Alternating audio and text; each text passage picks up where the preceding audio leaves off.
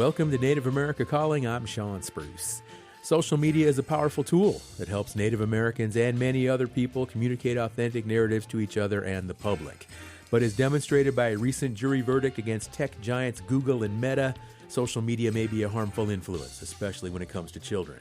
We'll find out more about what the legal case against social media companies means and how individuals might protect themselves from potential dangers. That's coming up after today's news.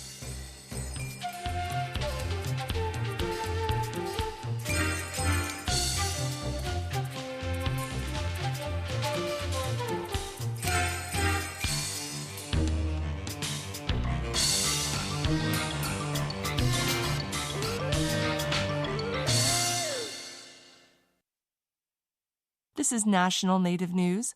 I'm Jill Freitas. Over the weekend, a Dene Pro athlete from the Arizona Ridge Riders ascended to the top ranks of competitive bull riding worldwide.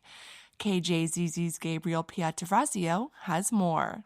Keyshawn just crafted his career moment, and he perches above them all and is the master of the pit.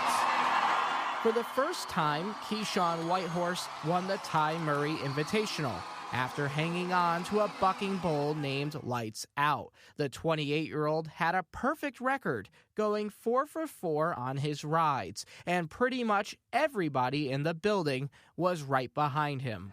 Navajo Nation, the support here in Albuquerque, New Mexico. I've dreamed of this moment in my entire life, and now we're on track for a gold buckle. This is a great stepping stone. Whitehorse is now among the top 10 riders in the world. For National Native News, I'm Gabriel Pietrasio.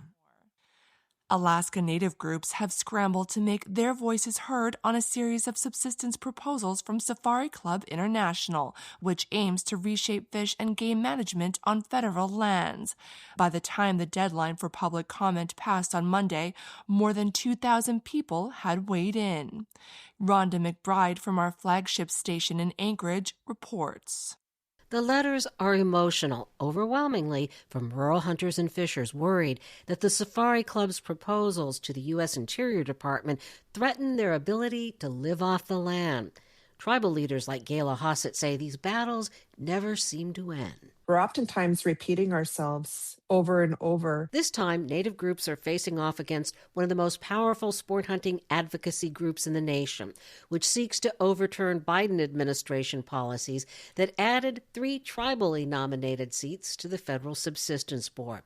The Safari Club also wants to remove 3 other public seats and return the board to its original makeup, limited to the heads of 5 federal agencies. It's a revolving door of these regional administrators that come through our state and that are here for a time, and they're making management decisions not really knowing being on the land. As a senior advisor to Interior Secretary Deb Haaland during the Biden administration, Raina Thiel shepherded the process of adding the additional tribal seats. Although it took about 3.5 years to get them in place, Thiel says it was worth the effort. Along the way, tribal leaders introduced many ideas on how to improve subsistence management on federal lands. Nobody really lives the way we live in Alaska. It's an incredibly unique system. And so folks just don't have the context or the history with it to really understand it. The Safari Club has also called on federal managers to defer to the state when overseeing wildlife on federal land. But opponents say that conflicts with a 1980 law which gives rural Alaskans priority for hunting and fishing on federal lands. The word deference means consideration.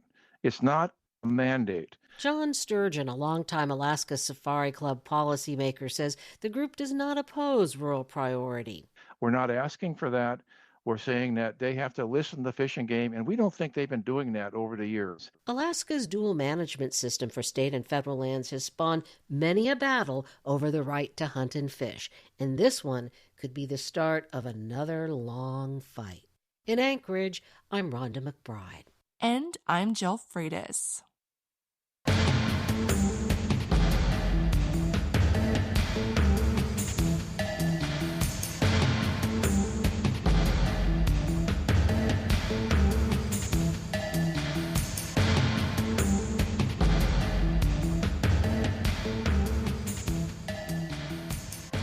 National Native News is produced by Koahnic Broadcast Corporation with funding by the Corporation for Public Broadcasting. Tribal Development Partners believe strong infrastructure strengthens tribal sovereignty. Through the 105L lease program, TDP helps align federal funding systems with long-term tribal priorities. More at tribaldevpartners.com. Proud to support this show. Hear that? Tribal college faculty do so much, one can't say it all here. Nothing but respect. Visit mostthoroughdjobdescription.com. The American Indian College Fund supports this program.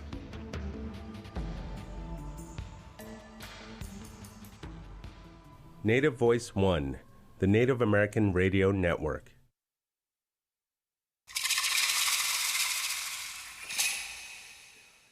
This is Native America Calling. I'm Sean Spruce. 2 court cases resulted in holding social media giants Meta and Google accountable for failing to do enough to prevent harmful effects of their apps on young users. These cases could break ground on how social media are regulated. In one case, the sole plaintiff argued social media apps use an addictive design resulting in depression, anxiety, and suicidal thoughts. In the other case, a jury ordered the companies to pay nearly $400 million in penalties for not doing enough to protect young social media users. Dozens of similar cases are pending, and a handful of tribes are among those aiming to hold the tech giants accountable for mental health issues for Native American users. We'll get an update on the legal ramifications of social media companies and what they face from tribes in this hour. And at the end of the hour, we'll also talk about a partnership between the Indigenous Journalists Association and the Center for Indigenous Law and Justice at the University of California, Berkeley School of Law. That program is designed to better cover stories about complicated Indian law and sovereignty topics. Listeners, you can join today's show, share your thoughts and your insights by calling 1-800-996-2848. That number is also 1-800-99-NATIVE. Joining us now from Bismarck, North Dakota is Tim Purdon. He's a partner at Robbins Kaplan LLP. Tim, welcome back to Native America Calling. Great to have you on the show again. It's great to be on again. Thank you. Joining us from Albuquerque, New Mexico is Dr. Deidre Yellowhair. She is a research assistant professor in the Division of Community Behavioral Health for the Department of Psychiatry and Behavioral Science at the University of New Mexico. She is Dene. Dr. Yellowhair, you've been on the show also. Welcome back. Oh, yeah, Evan, thank you for having me back. Great to have you. And joining us from Carlisle, Pennsylvania, we have Dr. Amanda Cheremiah.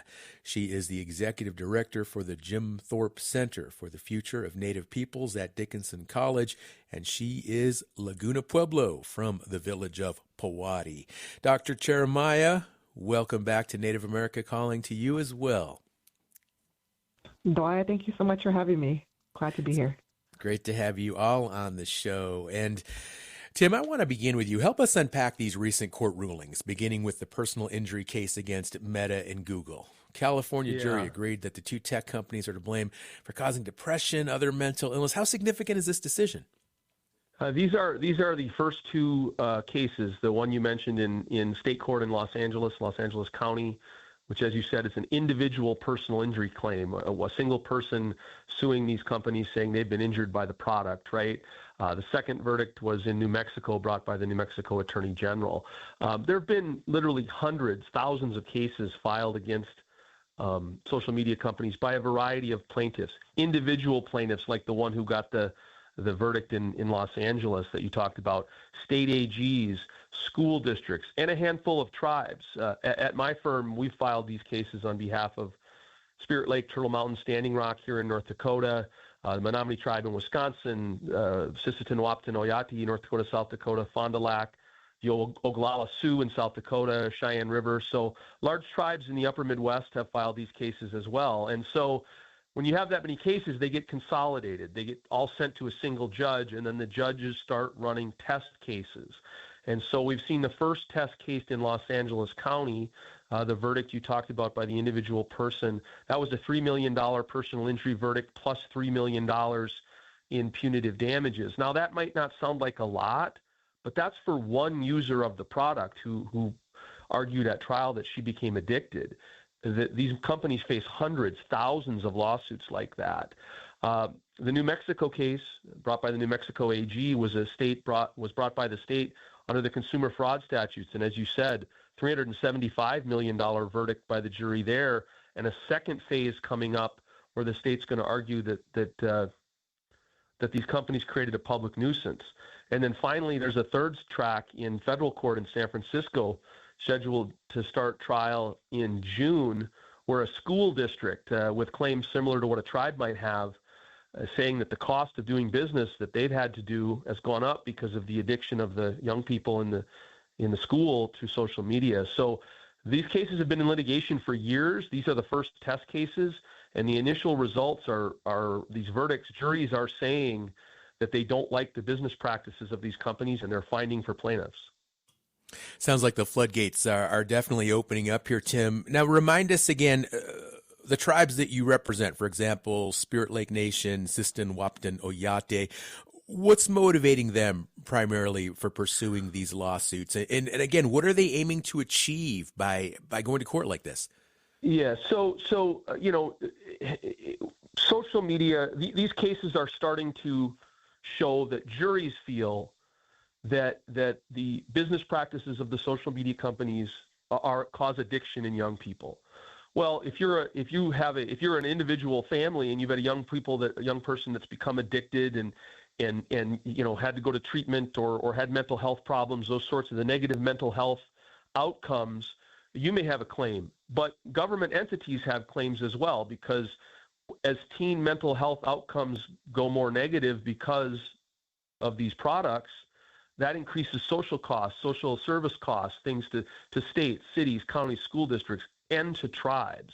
Tribes over the last 15 years have stepped up to take their rightful sovereign place shoulder to shoulder with state AGs, cities, counties, and say that we too, as governments, as sovereign governments, we too have been harmed. Just like the state of North Dakota has been harmed, so has the Standing Rock Sioux tribe. We saw this in the opioid litigation, extensive litigation, where 250 tribes filed suit. I'm part of that litigation. We've recovered over $1.5 billion on the lawyers working for tribes across the country, $1.5 billion in damages that have been sent directly to tribes to address the opioid epidemic. It's the same concept here. As a sovereign government, we're stepping forward. We've had negative impacts, negative teen mental health outcomes on our reservation because of these platforms, and we want a seat at the table as a sovereign to seek justice for our people. Between social media, depression, anxiety, even suicidal thoughts, and as you said, addiction in young people. Is this a solid correlation that's going to hold up over time? Because I know these big social media companies, they're appealing these lawsuits. Well, I mean, so what's interesting, they are going to appeal, right? But what we have now is two data points. We have two juries that have come back and said, we've looked at the evidence, weeks-long trial. Both of these trials were weeks long. And in New Mexico, we say that the state is owed $375 million with a second round of public nuisance decisions to come. That could, public nuisance damages here or abatement awards could push that up to, could push it up hundreds of millions of dollars. That's one state. One individual plaintiff who argued addiction at trial, $6 million, $3 million compensatory, $3 million punitive. Yes, there are lots and lots of cases. You try 100 of these cases. Are the plaintiffs going to win every one? Probably not. But these are very, very good results for the cities, counties, states, tribes, individuals who filed these suits, and these are not good initial results at all for the social media companies. The other thing I'd note is that before the trial in Los Angeles County, in which Google and Meta were the defendants, TikTok and Snap actually settled those cases before trial. So some of the social media folks have settled some of the initial cases as well. So these are initial data points. When you have thousands of cases, you run test cases. Why? So that the parties can start to get an understanding of what the risks are, which it's no secret in these cases, when the risks are large for the defendants, they start to think about whether or not settlement might not be in their best interest. Well, I'm looking right now at Meta Platforms, for example, the parent company of Facebook and Instagram. Their stock right now is trading at about $571 a share. Its market cap is almost $1.5 trillion. But Tim, just doing some quick math in my head here, if more of these lawsuits go through and more of these settlements come out against companies like Meta, I mean, potentially these companies could go under. Is that right?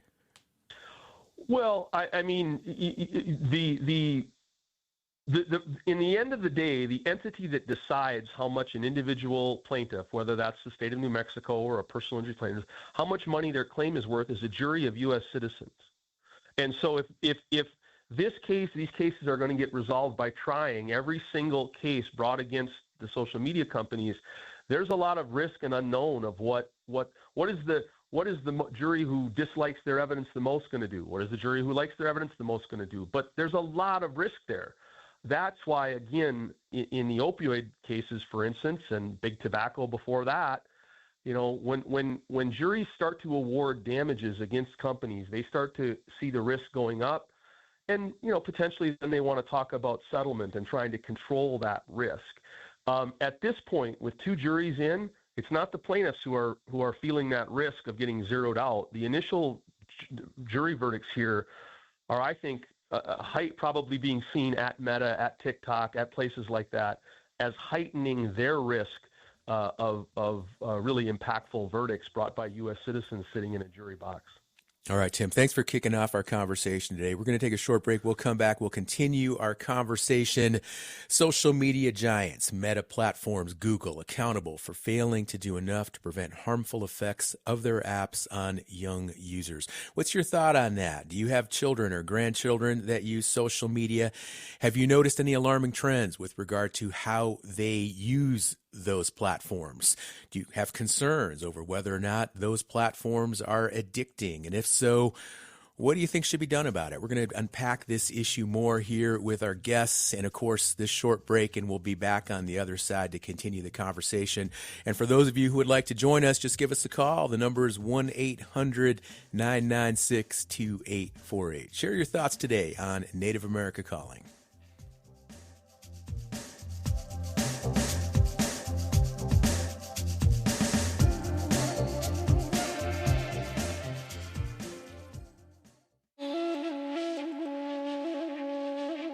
This year's Juno Awards in Ontario saw Indigenous talent taking center stage as Asenabe swept Alternative Album and Contemporary Indigenous Artist of the Year for Edge of the Earth.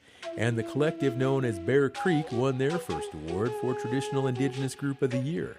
We'll hear more about this year's standout artists on the next Native America Calling.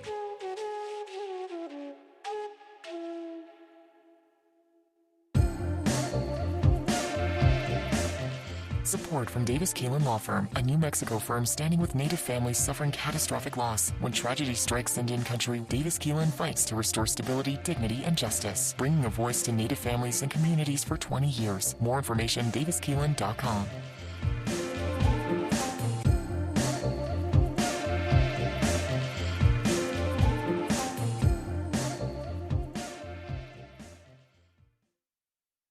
Thank you for listening today to Native America Calling. We are talking about social media.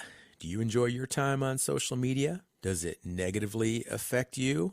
Are you concerned about how young people in your life use social media? Join our discussion today. The number is 1-800-996-2848. That's also 1-800-99-NATIVE. Let's bring Dr. Deidre Yellowhair into our conversation now. She is a research assistant professor in the Division of Community Behavioral Health for the Department of Psychiatry and Behavioral Science at the University of New Mexico. And Dr. Yellowhair, how rigorous is the research on the effects of social media on children, and especially Native children? There's been some research on children in general and social media. The research on Native youth in particular is, along with other research on Native topics, is growing, but not sufficient enough right now. But what we are finding is that with social media, it an environment that fosters both some positive aspects and some negative aspects. And it just really depends on what kids are spending their time looking at on social media and what kind of protective factors they have in the home that guide their social media usage. Right, because at some point we do have to look at the parents. I mean, I have a 12-year-old daughter, and she goes on YouTube and does stuff like that. And I feel I do have a responsibility, obviously, to supervise that to some extent. But Dr. Yellowhair, how have you seen social media become addictive in young people? Wow. In a lot of ways, social media can be used as a coping mechanism, as safe what kids, because their brains are not fully developed, they can become impulsive in wanting to revisit social media posts. They can create peer conflicts on social media and revisit those conflicts. And so these conflicts never have resolution because they live online.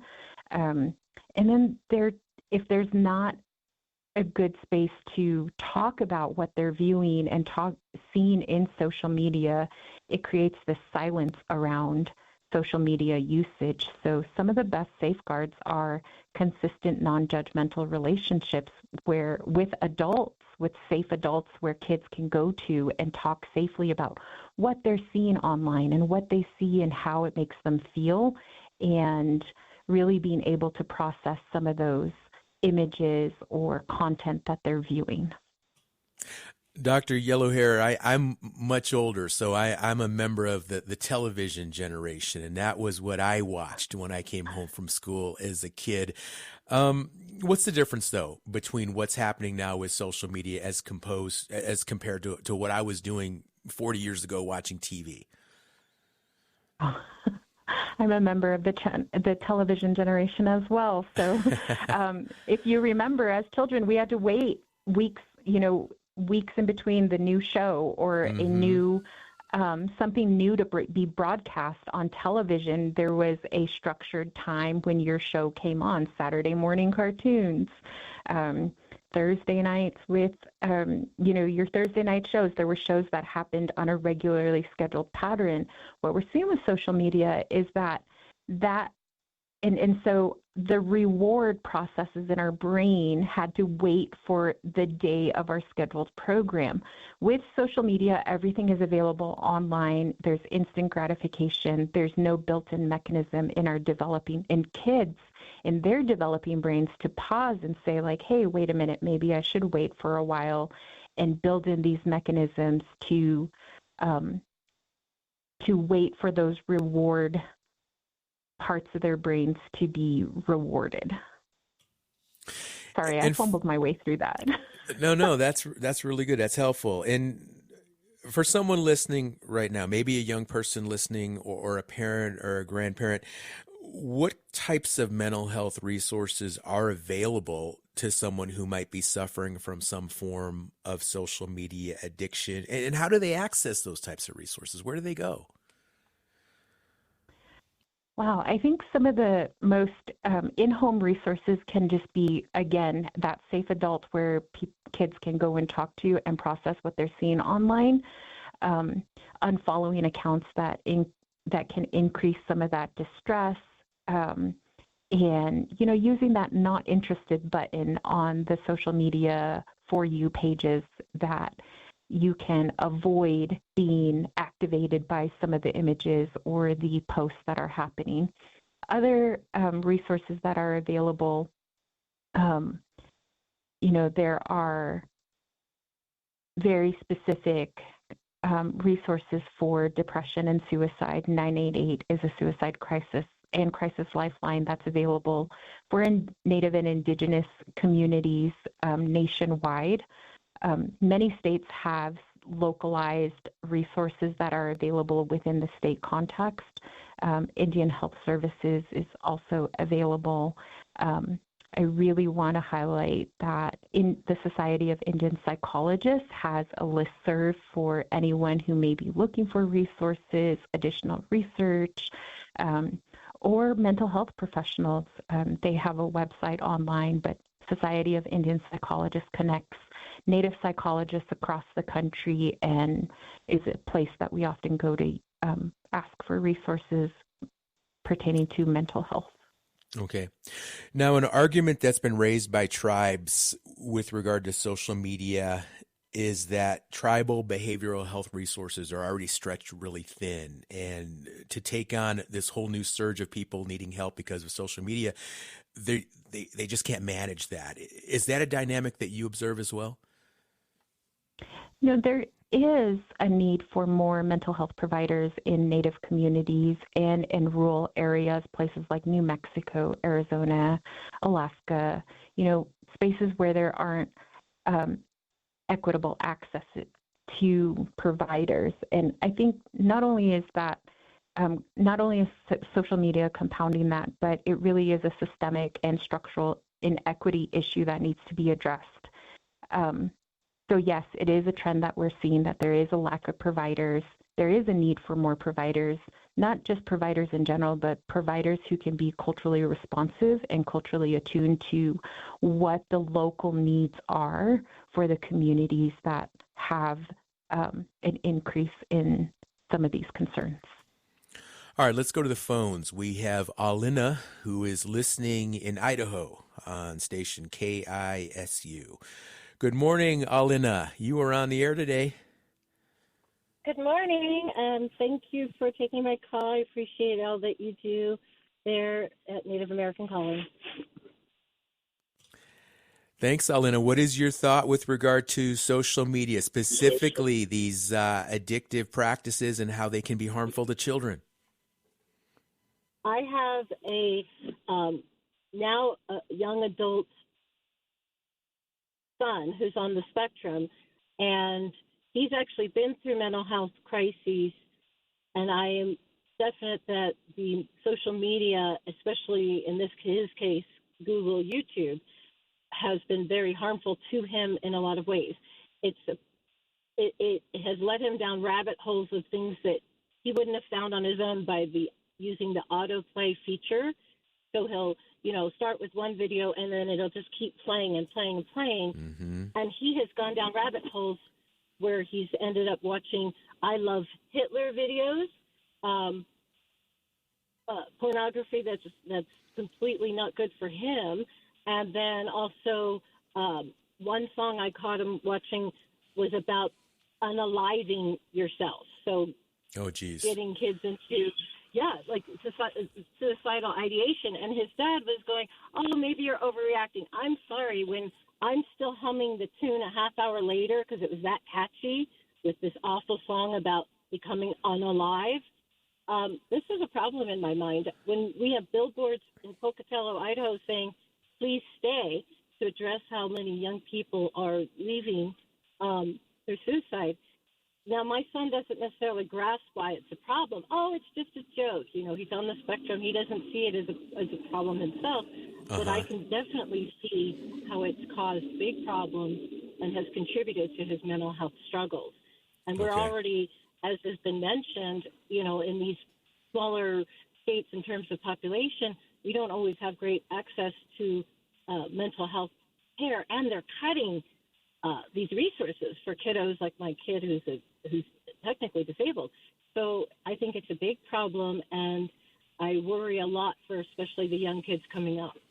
All right, Alina, thank you for calling and sharing that story with regard to your son. And Dr. Yellowhair, what can we do? What can people like Alina do to keep themselves and their children safe and healthy when it comes to social media? And like you mentioned earlier, there are positive and negative aspects to social media. Obviously, it's a balance, but how do we find that balance? It seems like it's just so tricky, and it's such a tenuous rope that we're all walking with social media right now. Absolutely, and I think that highlights a concern that many parents across the nation have with regard to how to inform their children how to have a healthy relationship with social media. And I think that's something even as adults we're trying to figure out. The rise of the internet is very young in comparison to other technologies that we have had introduced during our lifetime. So it really just starts with that consistent conversation with your child about what they're viewing. It's not about really strict control and surveillance of what they're watching, but building that relationship that enables them to disconnect from social media and come to you, a trusted adult, or another trusted adult to talk about what they're seeing. We know that social media can amplify stressors, misinformation, conflict, and really paying attention to what mood is your child in after engaging on social media. Are they using it as a coping mechanism? Are they using it to help them shape their identity versus utilizing kinship connections in their family, in their community, offline connections? A lot of times our self-esteem and our self-worth is tied to those kinship ties that we do have. So what is being fostered offline, and how do we put around, ensure that there are safeguards? So creating offline times, creating household understandings around during dinner time, we're not on our phones. Around an hour before bedtime, we're not on our phones. Creating tech-free times in the home that become normalized, and utilizing those times to really connect person to person in a non-judgmental, loving way with consistency can really build in those safeguards around when to put down the phone, when to disengage, but also really teaching kids how to safely exit conversations online when it becomes too emotional, when they're feeling that emotional activation. So having conversations with kids around what are they feeling when they're online? What emotions are they noticing? And how do you process them? And how do you create those safe exit spaces for them? And then safe adults that they can process and talk to about what they're seeing, what they're experiencing, and then utilizing the tools that are available on social media to disengage by unfollowing, ignoring, silencing, muting, and filtering keywords that may produce activating content. Thank you, Dr. Yellowhair. The number to join the conversation for listeners is 1-800-996-2848. Tell us your thoughts with regard to social media and whether it is a benefit or it is a distraction in your life and something that causes more pain, more anguish, and more frustration than perhaps it's worth. Or maybe the other way around. Maybe you really enjoy social media and you get a lot out of it, and you think it's very manageable if you take the right precautions. Let's bring Dr. Amanda Cheremiah into our conversation now. She joins us from Carlisle, Pennsylvania, where she is the executive director of the Jim Thorpe Center for the Future of Native Peoples at Dickinson College. And Dr. Cheremiah, you have a significant following on social media. Tell me what kind of content you share and what's the appeal? I do. Thanks for having me. I believe that it's important to amplify our stories as Indigenous people, and I share a lot about what it's like being a relative, traveling the world, understanding new cultures. I also share a lot about college-related topics, like how to find scholarships, how to navigate college environments. I share a lot of just what it's like to be a Native woman today, especially here in Carlisle, Pennsylvania. But I do find that a lot of my content is driven by the educational sphere of teaching and connecting with relatives online. So it's a very, very interesting dynamic place to navigate, especially at TikTok and Instagram in particular. Mm-hmm. And the positive effects of social media, what do you see for young Native people in terms of how it benefits them, how it empowers them, how it expands their networks? I believe that our stories have always been a form of healing, have always been a form of coping, have always been a form of encouragement. And so I use those same principles that I've known from my ancestors and really value the oral tradition. So I believe that especially here in this place of Carlisle, Pennsylvania, where our narratives were often exploited through propaganda like imagery and just newspapers, all kinds of ways that our people were exploited. I really believe that centering our storytelling as a method of healing is important for our young people, for our relatives who are online. And I'm thinking about those users, right, who have limited access, who aren't going to file court cases, right, who aren't going to be on social media for hours. I want to be an agent of change for them, a piece of encouragement for them, even if it's for a few minutes or seconds, so that they can know that they're loved. And that's why I share social media, and that's why I share widely on my platforms, because I believe that now our stories, we have the ability to share stories our way. And I think that's a powerful way to do that, honoring the honor of the oral tradition that we are very accustomed to in our culture. All right, Dr. Cheremiah, we're going to take a short break. We're going to come back and we'll continue our conversation with you along with our other guests. And the phone lines are still open for any listeners who would also like to join us and share their thoughts with regard to social media. Maybe talk about how social media has empowered you or your community, or maybe you've achieved a new level of understanding or knowledge that was made possible through social media, or you connect as a Native person in a way that you've never done before through social media, and it's been a benefit for you and it's helped you. Or maybe you've had some of the issues and some of the experiences that we're talking about today as well, with addiction and just not feeling great about what you see on social media, and it influences your life and it just kind of creeps up on you. You can share those thoughts as well. The number again is 1-800-996-2848. And we'll be right back to continue our conversation with Dr. Amanda Cheremiah. So stay with us, folks.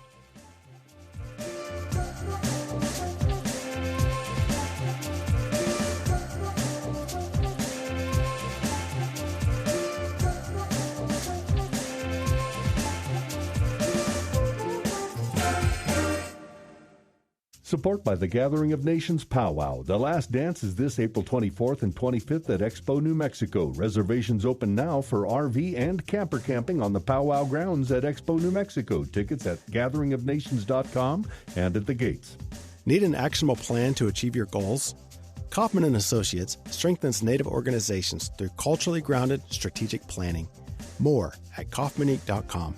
KAUFFMANINC.com. We're glad you're with us today on Native America Calling. We're talking about social media. We heard how it negatively affects the mental well-being of some Native users, but what about its ability to connect people or to convey authentic cultural narratives?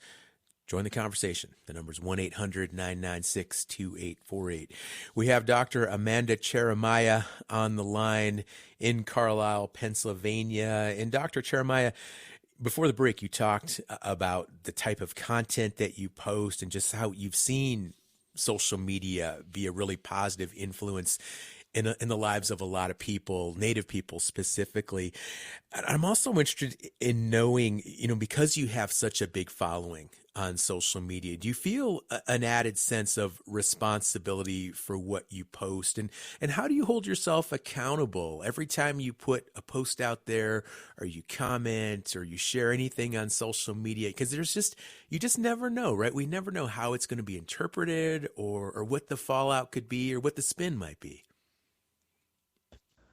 There is a tremendous amount of responsibility in being an Indigenous TikTok creator, social media creator, because I recognize that our communities are so small. And as a storyteller, I recognize that what I say can come back on me or my family or my tribe or my clans, right? My clan family. There's so many connections. We're such a small, tight-knit community. And so I recognize that as a content creator, and I've learned, I made mistakes, and I'm very cognizant, though, of cancel culture, right? So when I post, I know that there's a tremendous responsibility in knowing that it can come back. So I'm very cognizant. And when I speak with other users, TikTok users or social media users, I remind them, especially our young people, right? Like, what you post is on there forever on the internet. Mm-hmm. And so I think this level of responsibility really is on the content creators. I think it's on the user. It's on the caregivers, the parents, and also on these tech giants too. So I think collectively with this responsibility, we'll find new ways to navigate this realm of social media. I was reading the notes of your conversation with our producers before the show and getting some background on the topic. And I thought it was interesting how you've asked yourself before, am I just a TikTok native? Am I really connected to the community at times? And that really resonated with me because, again, sometimes it can be difficult to determine like what's real and what isn't, and what's really a big deal and what isn't. And you mentioned earlier, like you've made some mistakes. Are you comfortable sharing like maybe posts you've posted in the past or things you've done on social media that you later regretted? Oh my goodness. Any kind of race-related type of content, that's going to gain a lot of attraction. There was one time where I thought that I was discriminated against at a location in Santa Fe, and I had learned as a TikTok creator at that time that it's very important to state that this is my opinion when I'm posting online, because it is my First Amendment right to share what I want to, but I want to make sure that it's clear that it's in my opinion. So I learned that very on when I was in Santa Fe with that situation I had with the restaurant. It was not, I learned a lot through that time. And let's just say I know now that when I post, I am clearly going to say this is my opinion. Okay. So there's a lot of ethical considerations. Well, other than just being mindful of what you post and making clear that it's an opinion, what other advice can you offer for making social media a safe and healthy space for Native people? What I rely on, again, think about our cultural values, right? And I always rely on how storytelling has been a way to connect, to celebrate, to heal, to process. And that has been true since before the record of time. And it's no surprise to me that this is coming out of New Mexico, right? I think about our very Pueblo Revolt of 1680, right, where our people there, and there's something very interesting and unique about the land there. And I just remind, our Native people how strong, how brilliant, and how creative our people are. And I hope that when, our relatives get these touch points online from content creators, that they interact with our Native content creators and hopefully be encouraged along the way. All right. Dr. Chermai, thank you again for joining the show along with our other guests. I learned a lot here today with regard to social media. And I'll tell you what, I'm going to be a little bit more careful today on Facebook. I can tell you that right now. And with that, let's go ahead and wrap up our conversation today on social media. And we're going to focus these last few minutes on a new partnership between journalists and law experts.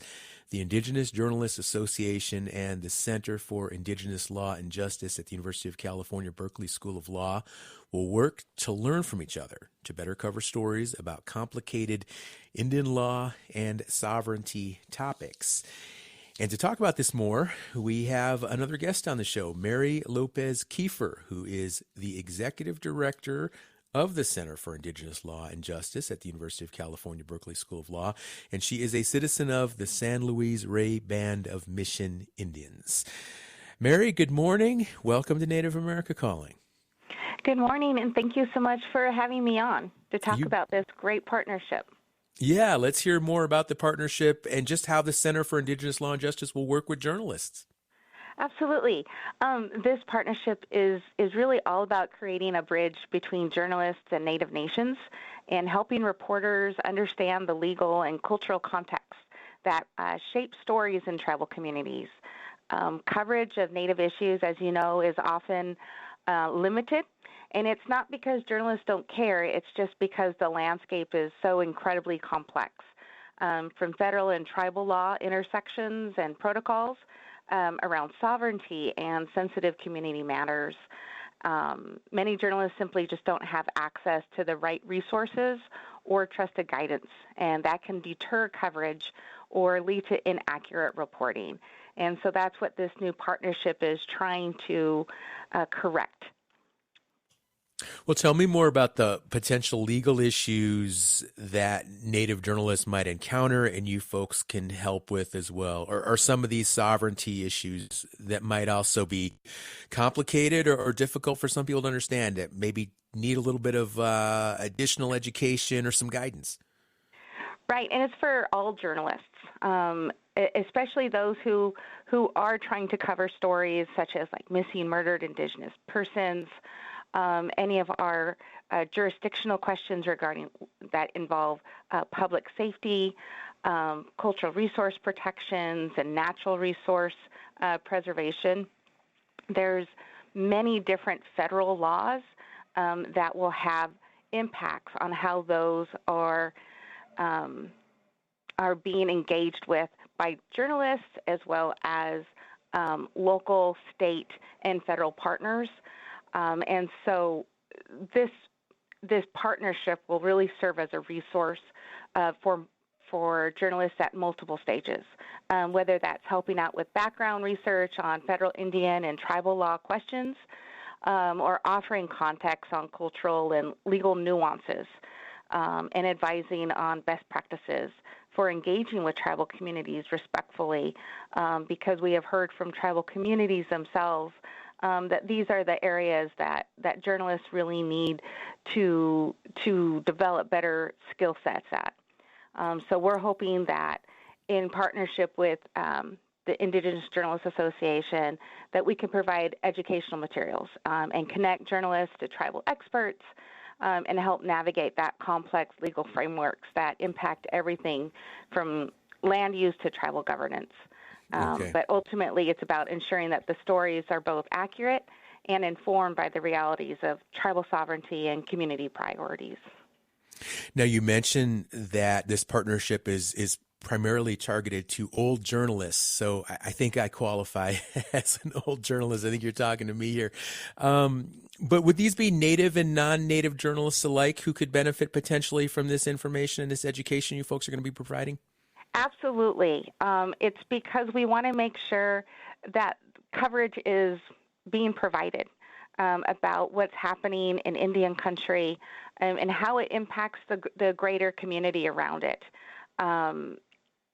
The only way to do that is to provide education for all journalists, and to make sure that those stories are being covered accurately. Mary, what is the current understanding of Indian law by other entities that tackle First Amendment issues, freedom of information, and just overall editorial independence? I think it's just this idea that tribes have to operate under the same governance structure as, say, the federal government or a state government, and they do not. And so it's really beneficial for them to learn more about the different tribal governance structures, especially when it comes to issues regarding data sovereignty, and how each tribe will exercise their sovereignty to fit its community's needs. And so providing that information and tools on how to best cover a situation that's happening in a particular area in Indian country will really best do that. What's and the that's timeline? Why we're working with specifically Indigenous Journalists Association. Okay. Tell me more about how this is all going to roll out. Are you going to have cohorts that are going to all kind of train together and move through the system, or is it kind of a self-study type of program? How's it all going to? Is it online? Is it in person? How are you putting this all together? Those are awesome questions because we're still trying to figure all that out, but we're doing it together. And everything that the center is doing, it's in lockstep with the association. So the Indigenous Journalists Association is actually identifying those areas of need within the journalism community regarding what type of legal education and reporting practices need to be explored. And then we are developing webinars. We had our first webinar in November during Native American Heritage Month, and that webinar was entitled Reporting on Indian Country and Tools to Help Journalists Meet the Moment of what was happening in the country at that time in November. And it was very successful. And so that is what led to developing this MOU together so that we can continue that down that path. But it will be webinars, it will be in-person trainings, and just developing toolkits so that everyone can go ahead and either educate on their own or together, but we hadn't really explored the whole cohort possibility. But thank you for sharing that, because that might be a really great way to proceed. Okay.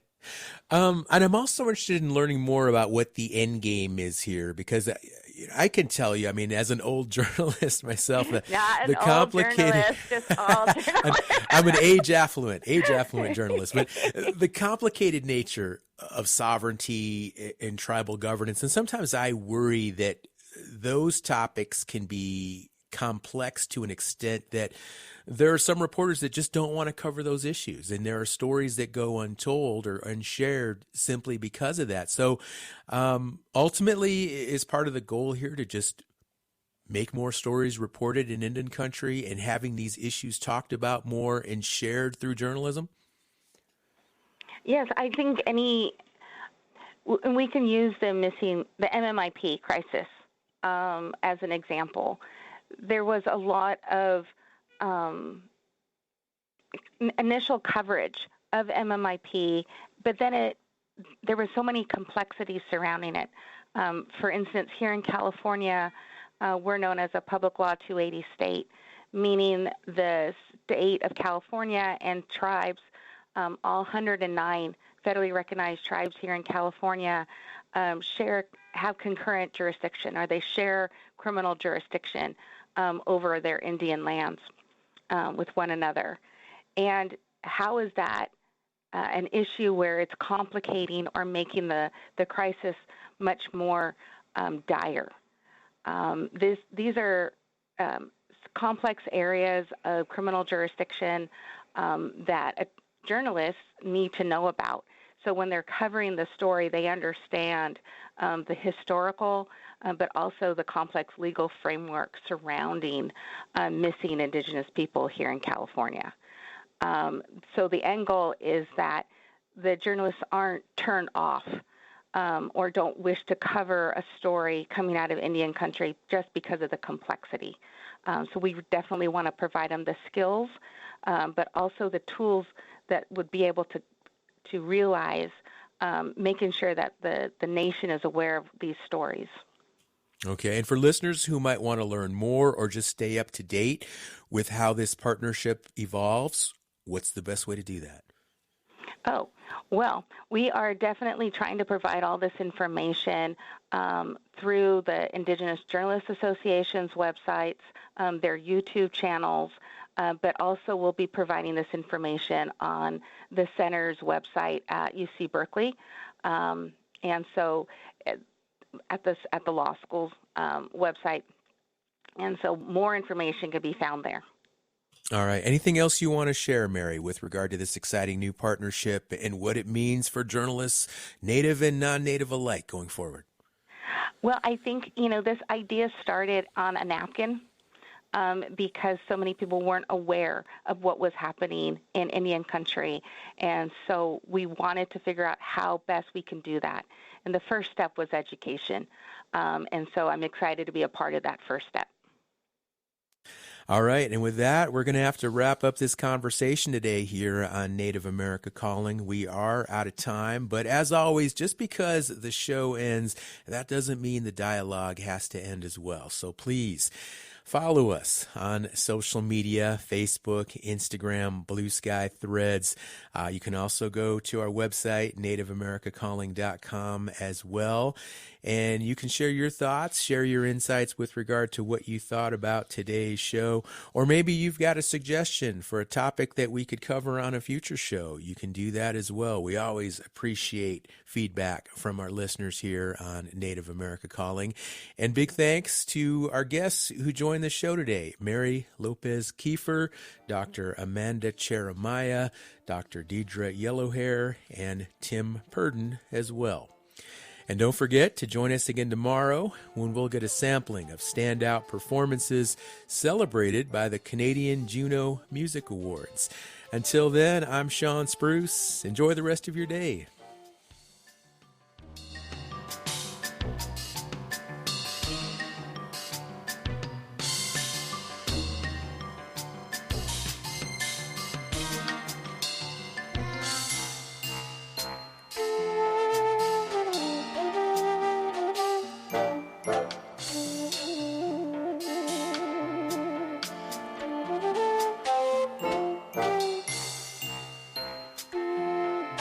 Thank you.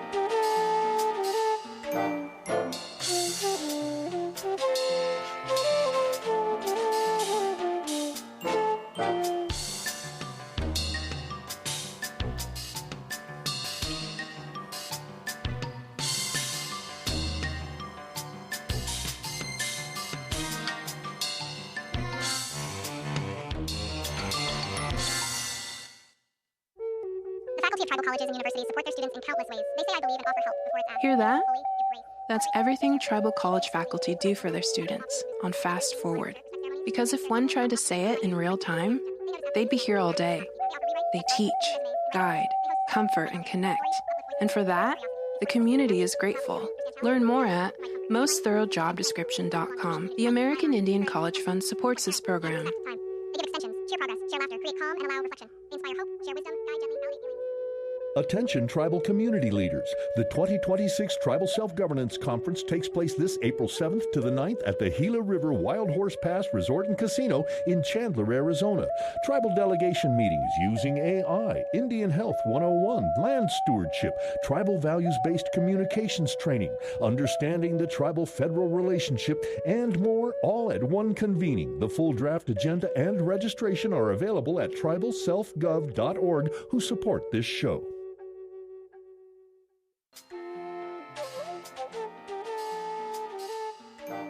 Native America Calling is produced in the Annenberg National Native Voice Studios in Albuquerque, New Mexico by Koahnic Broadcast Corporation, a Native nonprofit media organization. Funding is provided by the Corporation for Public Broadcasting with support from the Public Radio Satellite Service. Music is by Brent Michael Davids. Native Voice One, the Native American Radio Network.